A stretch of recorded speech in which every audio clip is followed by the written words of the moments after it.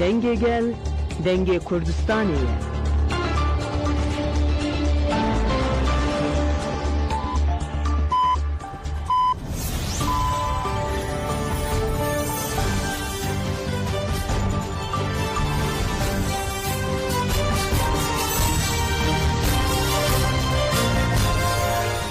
ئەم کاتتان باش بیسەرانی هێژار لا ناوەندی هەواڵەکانی ڕادیۆ دەنگی گەل بە یارمەتیاوکارانم گەشتی هەواڵەکانی ئەمڕۆ پێنجشەمبە 24 تەشرینی یەکەمتان پێشکەش دەکەین.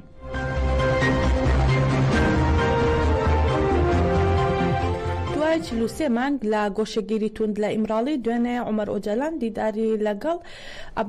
بەڕێز عەبدوڵڵا ئۆجەلان ئەنجامدا. پاش ئەوەی دوێنێ دیدار لەگەڵ ڕێبەر ئۆجەلان ئەنجامدرا لە میانەی کۆبوونەوەی لەگەڵ عومەر ئۆجەلان پەرلەمانتاری دەمپارتی پەیامێکی ئاڕاستەی ڕایگشتی جیهانی کردو. تێیدا دەڵێت من دەسەڵاتی تێۆری و پراکتیکیم هەیە بۆ ئەوەی دۆخی تونند و تیژی لە زەمینەی ململانێ و تونند و تیژیەوە بکێشمە سەر زەمینەی یاسایی و سیاسی. دوێنێ پاش 43 مانگ لە گۆشەگیری توند لە ئیمراڵی دیدار لەگەڵ ڕێبەر ئۆجەلان ئەنجام دراو. لە میانەی کۆبوونەوەی لەگەڵ عومەر ئۆجەلان پەرلەمانتاری دەمپارتی پەیامەکەی ئاڕاستەی گەشتی جیهانی کردووە و ئەمە لە کاتێکدایە کۆتاجار لە 25 ئاداری ساڵی 2021 توانرا زانیاری لەبارەی ڕێبەر ئۆجەلانەوە بەدەست بخرێت. ئەوەش بە ئەنجامدانی پەیوەندی تەلەفۆنی بوو لەگەڵ محەممەد ئۆجەلانی برایدا و ماوەی پەیوەندیەکە تەنها 3 خولەک بوو. دوای ئەوە گۆشەگیریەکی تون لە دژی بەڕێوەچوو ڕێگا بە ئەنجامدانی دیدار لەگەڵ خانەوادە و پارێزەرانی نەدەدرا.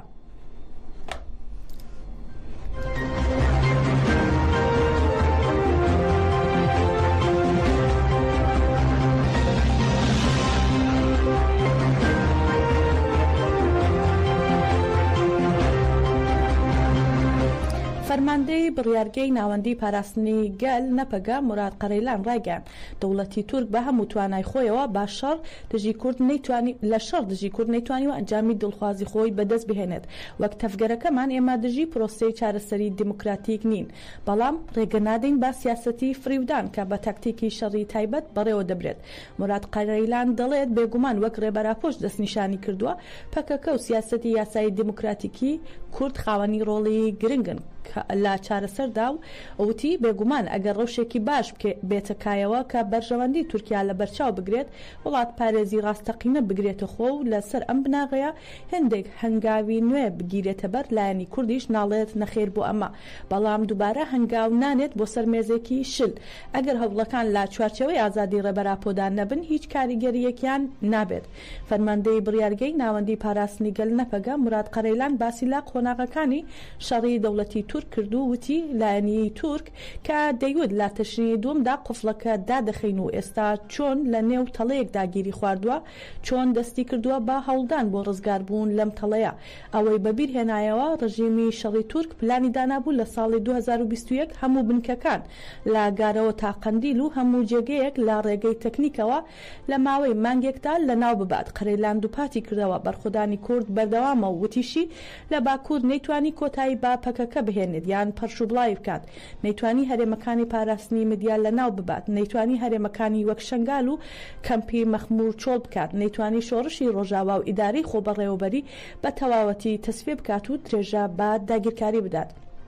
فەرماندەی بڕیارگەی ناوەندی پاراستنی گەل موراد قەرەیلان ئاماژەی بەوەش کرد دەوڵەتی تورک ئیتر ڕێبەری گەلی کورد عەبدوڵڵا ئۆجەلانی وەک مخاتەب قبول کردووە، هەروەها ڕۆڵی داوە بە سیاسەتی دیموکراتیک و یاسایی و وتی ناتوانرێت پاشەکشە لەمە بکرێت و ناکرێت ببێتە بابەتی گفتوگۆ.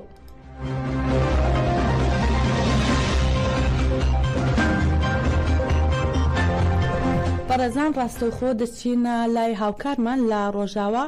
ڕۆژنامەنووس سلەیمان لەسەر هێڵی تەلەفۆن لەگەڵمانە. ئەم کاتت باش بەڕێز سلەیمان.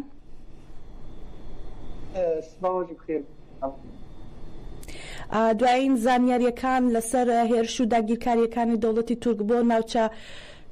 تۆپبارانەکان لە سەر ناوچەکانی ڕۆژهەڵاتی سووریا و باکووری سووریا چۆنە بینن؟ جارك دين جدو إبارة حتى آن هذه الدولة تركيا داعية كرو تشتينوي ایریشن سر باکور و رجلات سوریه دکن هم کانم بیجن دریکا تیاران را دریکا بلافرین بیمرو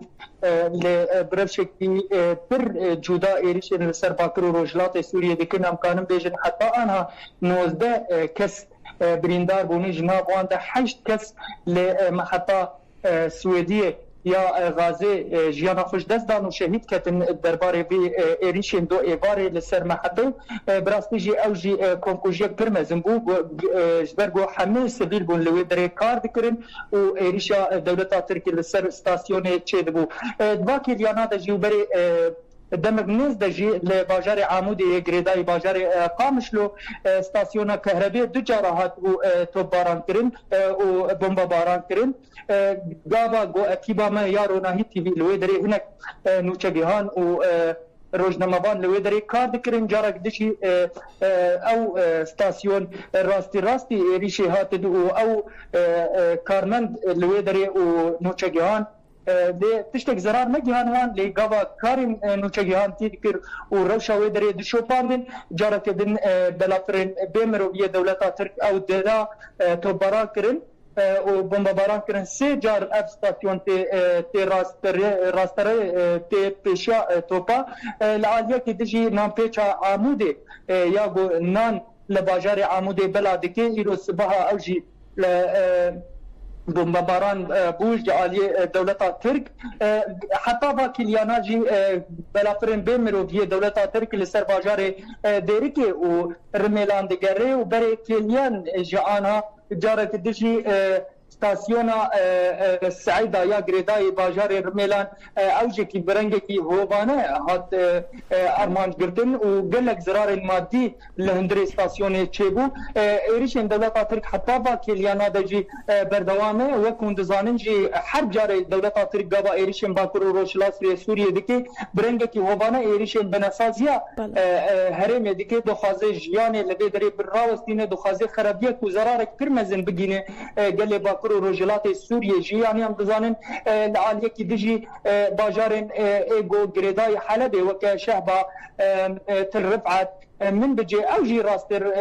راستي ايريشن دولتا ترك تي امكان بيجن سران سرين باكور روجلات سوريا وسينور دورتاوي وباكور كردستاني وتركيا ده انا كتي هدف دولتا ترك وهدف ترك برنجكي هوبانه ايريشي خبر دوام دكل سر باهر مناجي براستيجي قال لك داخياني شرمزار كرنيج علي هزن سوريا ديمقراطيك والهسدي قصدي العالية كدن هزن أولكاريا هندرينجي شيرو بكر جو أب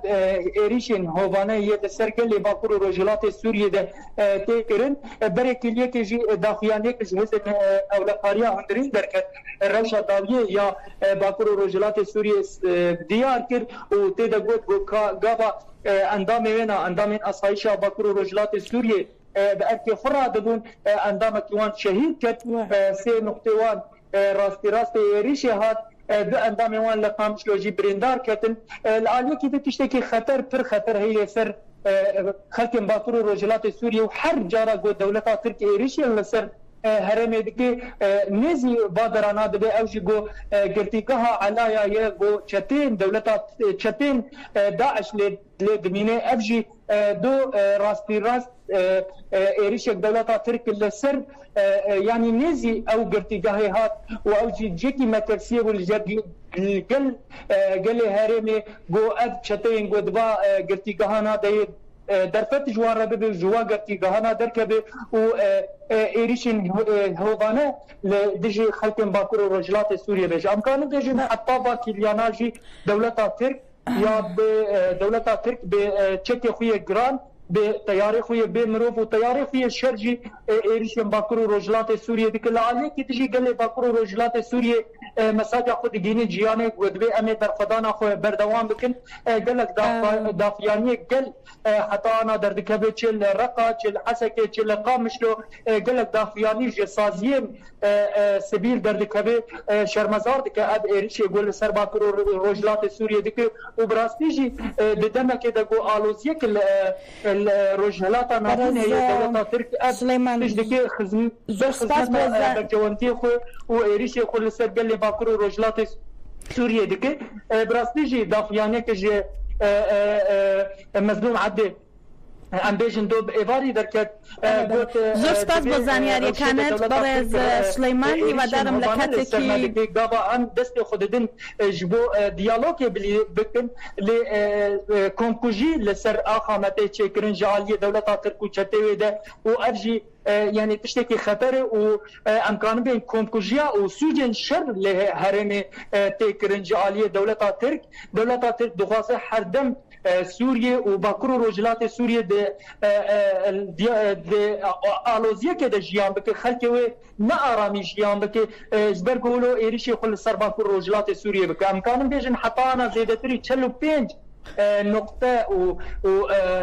يعني ام بيجن جي سبيل و جين جو يعني خدمت جگل ردکی حتی آنها راستی سلەیمان بەڕاستی زۆر سپاس بۆ زانیاریەکانت کاتی ئێمە زۆر کەمە هیوادارم لە کاتێکی گونجاوترا باوردی دوایین زانیاریەکان لە ئێوە وەربگرین. سپاس بۆ بەشدار بوونت. سپاس.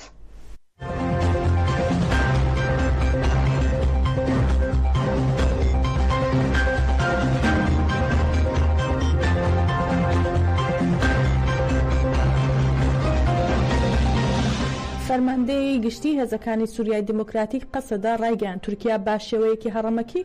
ناوەند خزمەتگوزاری و تەندروستیەکان و کەسانی مەدەنی دەکاتە ئامانج. ئەمەش تاوانێکی ڕاستەقینەی جەنگە و دەشڵێت هێزەکانمان ئامادەن بەرگری لە گەل و خاکەکەمان بکەن. مەزلوم عەبدی فەرماندەی گشتی هێزەکانی سووریای دموکراتیک قەسەدا لەبارەی هێرشەکانی دەوڵەتی داگیرکەری تورک بۆ سەرناوچەکانی ڕۆژاوای کوردستان لا تۆڕی کۆمەڵایەتی ئیکس ڕاگەیاندراوێکی بڵاو کردەوە و ڕایگەیاند تورکیا با شێوەیەکی هەڕەمەکی ناوەندە خزمەتگوزاری و تەندروستیەکان و کەسانی مەدەنی دەکاتە ئامانج و ئەمەش تاوانێکی ڕاستەقینەی جەنگە. مەزلوم عەبدی ڕایشی گەیاندووە ئامادەیی خۆمان بۆ دانوستاندن نیشان داوە لە بەرامبەریشدا جەخت دەکەینەوە لەوەی کە هێزەکانمان ئامادەن بەرگری لە گەل و خاکەکەمان بکەن. ئەمە لە کاتێکدایە شەوی ڕابردوو دەوڵەتی تورک لە ڕێگەی فڕۆکە بێفڕۆکەوانەکانیەوە چەندین ناوچەی ڕۆژاوای کوردستانی بردومان کرد و باهۆیەوە دەیان کەس بوون قوربانی.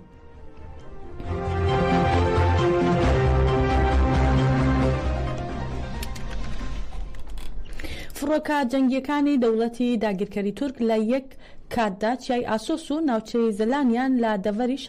شارباژێڕی سەر بە پارێزگای سلێمانی بردومان کرد. کامران حەسەن قایمەقامی شارۆچکەی ماوەت بە ڕۆژنویزی ڕایگەیاندووە فڕۆکە جەنگیەکانی دەوڵەتی تورکیا لە سنووری شارباژێڕی سەر بە پارێزگای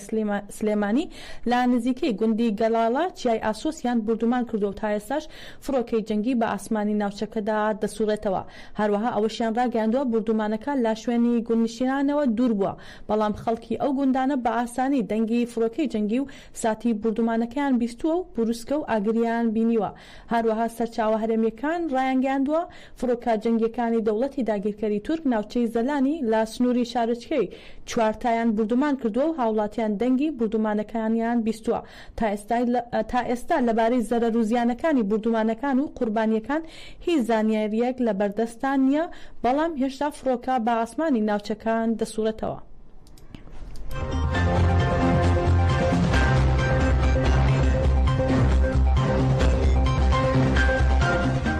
لە ئەنجامی تێکەڵچوونێکی چەکداری لە نێوان هێزەکانی سوپای پاسدارانی شۆڕشی ئیسلامی ئێران و هێزەکانی پارتی ژیانی ئازادی کوردستان پەژاک لایەنی کەم ئەندامێکی سوپای پاسداران کوژرا و 3 کەسی دیکەش بریندار بوون. با پێی زانیاریەکان هێزەکانی سوپای پاسداران لە گوندی دێوەزناوی سەوڵاوە گەمارۆی تیمێکی پەژاکیانداوە و لەو دەوروبەری گوندەکە بۆسەیان بۆ داناون. دەوترێت تێکەڵچوونێکی چەکداری لە نێوان هێزەکانی سوپای پاسداران و هێزەکانی پەژاکدا ڕوویداوە و لە ئەنجامی ئەم تێکەڵچوونەدا لایەنی کەم ئەندامێکی سوپای پاسداران بە ناوی محەممەد ئەحمەدپور کوژراوە و لایەنی کەم 3 ئەندامی دیکەی سوپایش بریندار بوون. هاوکات قایم مەقامیەت یا هەمان فەرمانداری کامیارانیش لە دووتۆی ئاگادارکردنەوەیەکدا ڕایگەیاندووە کە یەک لە پارێزەرانی ئاسایش لە تێکەڵچوون لەگەڵ هێزەکانی پارتی ژیانی ئازادی کوردستان لە جادەی سەوڵاوە بۆ کامیاران کوژراوە.